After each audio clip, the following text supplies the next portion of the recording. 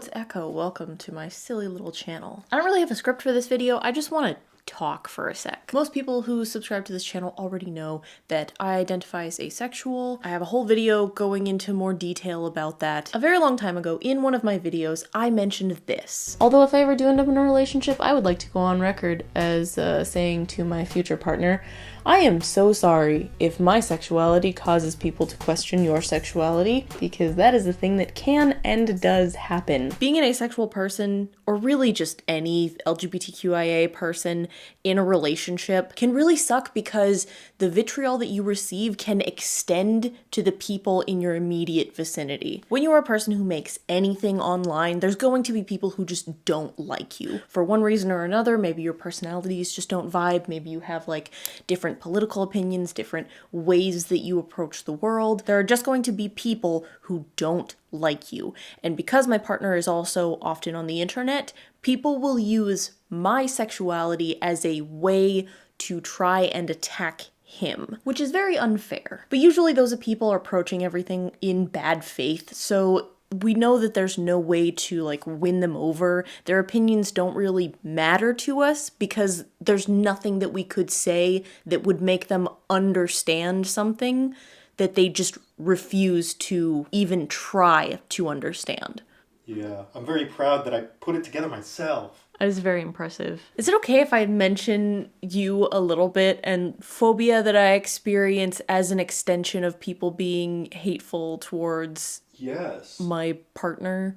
I think that's a very important thing to bring up. Yeah. Because acephobia is a real thing and you experience it so much more so now that you're with me. Yeah. Like they try to weaponize it against you as well. Yeah, like these people, they don't actually care. No. They're approaching in LGBT. bad faith. Yeah, like these people, they don't actually care what the labels mean. Yeah. They're not like, contradiction. They don't care about the labels. Yeah. They just care that someone they don't like is using them. It's weaponizing something that's important to you. Yeah. They know it's important to you. Yeah. They're intentionally misunderstanding it so that they can weaponize the misunderstanding against you. Yes, our words are nebulous and we assign meaning to them, but they're not concrete. Words are a social construct. Words are a social construct. Astronaut was only put in the dictionary in the 90s. Yeah. Yeah, that's true. Annoying. I'm so sorry that you're experiencing that. Not because of me, but like kind of as a result. As an extension. Yeah. You've been handling it like a champ. It's easy to dismiss them because I know that they're approaching in bad faith. Mm-hmm. I'm not worried about shitty people misunderstanding my sexuality because it's like the whole like, why do you care so much about what the sex that I'm having? Mm-hmm. It has nothing to do with you, and that's not your business. What do you want, a Pornhub link? That's how I feel when I see people like weaponizing my sexuality against you, where it's like, why do you care so much if he's having sex or not? That's a weird thing for you to obsess over, my guy. Yeah. Like, it's because they associate, like, virgin bad. So, trying to call you a virgin and using my sexuality to, like, try and reinforce that is really shitty. And that's also why it's so easily dismissed. We know that's not an insult. Mm-hmm. I get a little frustrated when people are like, oh, this is straight phobia. No, it's not. It's homophobia. I am straight and there's hate towards me, but it's homophobia. Because they are mad at the potential that I might be gay. Yeah. That's the bad part. They're like, he is gay and gay is bad. It's homophobia. It's misogyny because I act like woman and act like woman bad. Yeah. Shouldn't act like woman. It's the underlying idea that woman equal bad. It's misogyny and homophobia. Yep. Despite what I identify as, it is hatred of a group that isn't me. They just want to hate to hate. They just want to hate, and so it's easy to dismiss. But it is annoying when someone weaponizes, like, a person against you or you against another person. I feel like I should recap what's been happening just a little bit. So my partner has been experiencing some hate waves on the internet. Basically, a video that he made has been going into some really sexist, homophobic, transphobic circles, just some really bad corners of the internet. So because of that, people are trying to weaponize my sexuality against him. I know it's not in good faith. I know that it doesn't matter if I explain to them what asexuality is, or that some asexual people do have sex, that some asexual people don't have sex. There is no winning when someone is approaching an argument in bad faith, because they will choose not to understand you. If I told these people we have sex all the time, they would just claim that I'm not asexual, that I don't know what I'm talking about, or that I'm lying. If I said, hey, we don't have sex, we're waiting till marriage, or something like that, then they would weaponize that against my partner for not having sex and not being masculine, because they can't hold two thoughts in their brain at the same time. You can't win an argument with someone who's not actually participating. But because of that, it's also very easy to disregard because they're wrong. They're just wrong. I know it's just because it's my lived experience, but I feel like asexuality isn't that complicated. It's just not really being attracted to people.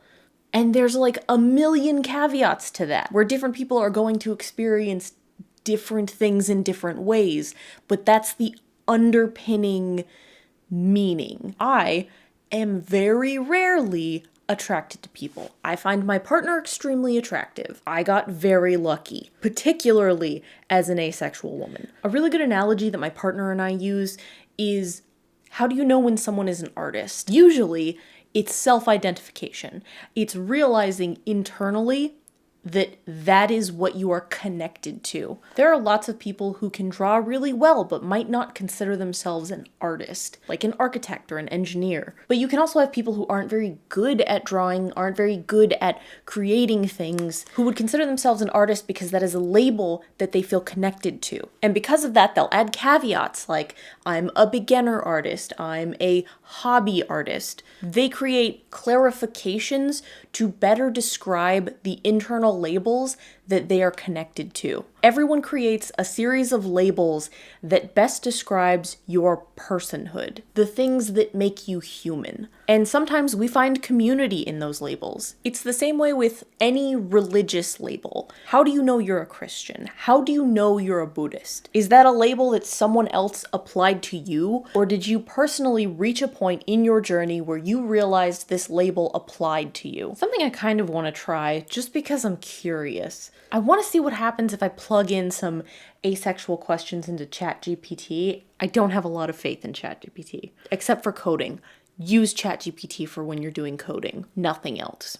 Can asexual people have sex? Yes, asexual people can have sex, but it's important to understand that asexuality is about a lack of sexual attraction, not necessarily a lack of sexual behavior. Some asexual individuals may engage in sexual activity for various reasons, such as pleasing a partner, curiosity, or even enjoying physical sensations without the feeling of sexual attraction. However, engaging in sexual activity doesn't change a person's sexual orientation. It's so simple, even ChatGPT can figure it out. What is a misconception about asexuality? One common misconception about asexuality is that it equates to having no libido or experiencing no sexual arousal at all. While some asexual individuals may indeed have lower libido or experience less frequent sexual arousal compared to allosexual individuals, asexuality is primarily about the absence of sexual attraction towards others, rather than the absence of sexual desire or capability. Let's try a condescending question. How can you be asexual if you have sex? Asexuality is a lack of sexual attraction towards others, rather than a lack of sexual behavior or capability. I feel like that's what it boils down to. Some asexual individuals may choose to engage in sexual activity for various reasons. And then it basically just repeats itself. Asexual individuals may have sex for reasons other than experience sexual attraction, and their identity remains valid regardless of their sexual behaviors. Are asexual people lying? No! Asexual people are not lying about their orientation. Is asexual the same as being straight? No! Asexuality is not the same as being straight. Asexual individuals do not experience sexual attraction towards others, while straight individuals typically experience sexual attraction to people of the opposite gender. Asexuality is a distinct orientation that, like being heterosexual, homosexual, bisexual, or any other orientation, can you be asexual and straight? In most cases, asexual and straight would be contradictory. Asexual individuals typically do not experience sexual attraction towards others, while being straight implies experiencing sexual attraction to people of the opposite gender. So I think that's not entirely accurate, so I'm gonna rephrase the question, but instead of straight, we're gonna say bi. Yes, it's possible to be asexual and bisexual. Asexual individuals do not experience sexual attraction towards others, while bisexual individuals are attracted to people of more than one gender. In this case, someone who is asexual and bisexual might not experience sexual attraction, but could still experience romantic and emotional attraction. So this is where I would say that ChatGPT is a little bit wrong. Sexuality exists on a spectrum, and that includes asexuality. So it's possible to be asexual while experiencing very, very little sexual attraction. So a demisexual person, someone who needs to have an emotional connection with someone before they can be attracted to them, might identify with the term asexual because they don't just see people out in the wild and want to jump on them. But they do experience sexuality in specific circumstances. And if you're an asexual person who does experience a very small amount of sexual attraction, sometimes gender can play a part in that. This is all I want to talk to you about. My partner and I have a couple very busy weeks ahead of us, so I'm sorry if my videos are a little bit short for the next couple weeks. Thank you for hanging out with me though, and hopefully I will see you later. Goodbye. Also, you get 600 awesome points for making it all the way to the end of this video. Bye-bye.